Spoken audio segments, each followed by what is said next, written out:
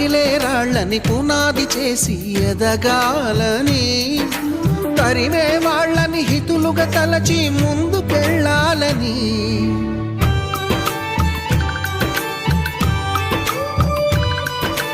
కన్నుల నీటిని కలల సాగుకై వాడుకోవాలని, కాల్చే నిప్పుని ప్రమిదగా మలచి కాంతి పంచాలని, గుండెతో ధైర్యం చెప్పెను, చూపుతో మార్గం చెప్పెను, అడుగుతో గమ్యం చెప్పెను. నేనున్నానని